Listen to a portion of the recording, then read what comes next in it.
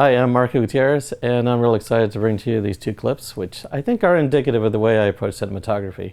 For me, cinematography is a way to tell the story. You're creating a whole another character through composition, lighting, and camera choreography.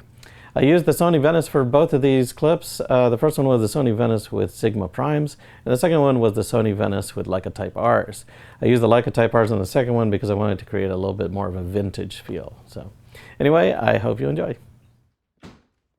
I decided to start with this scene because it shows that even in a relatively simple scene, I put a lot of thought into how I'm going to film it. There's a tense moment happening in this scene, where the landlord believes her tenant is having an affair with her husband.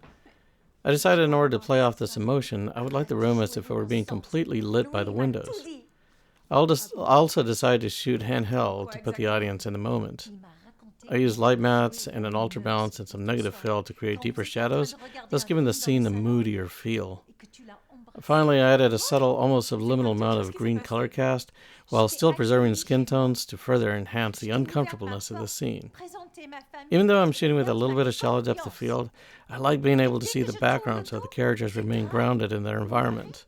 This is especially important in this scene, since the space itself is a result of the conflict. I used the 50-50 to further show the tension between the two characters. I decided to shoot this in a 2:4:1 aspect ratio to pull the audience into the character's emotional world. The final shot is a very subtle POV shot, leaving the character behind to deal with the aftermath. This next one is something I'm very excited about. The director and I have been talking about this for a really long time. She really wanted to do something that was similar to a Twilight Zone episode. I got really excited because it got me thinking about what a sci-fi noir film would look like if you added color. I used color in a couple of ways. One was to create separation between the characters in the background, but also enhance the mysteriousness of the location that our character finds himself in. I used a lot of small focusable lights and as many practicals as I could. I created pools of light and let things fall into the shadows to further add to the eeriness of the location. I also used cosmetic gels to push the skin tones into a moss green to create a feeling that there's just something not quite right about this place. Because of the time constraints we had on this location, I decided to light the room in such a way that we could minimize any relighting I would have to do during coverage.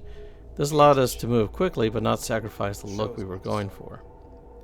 This was a fun reveal since the stage wasn't actually behind him, so we did a cheat to create a stage where the audience, until now, was unaware that there was anything behind him.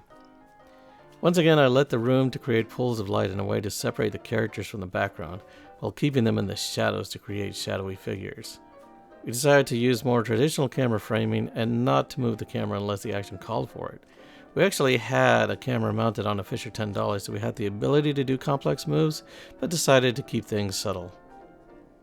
As our dancer becomes possessed, the scene begins to reveal that there's in fact something not quite right. To light the stage, I overexposed the dancer's face by about 2 stops. This was part of the reason I chose the Sony Venice was for its high dynamic range and incredible low light.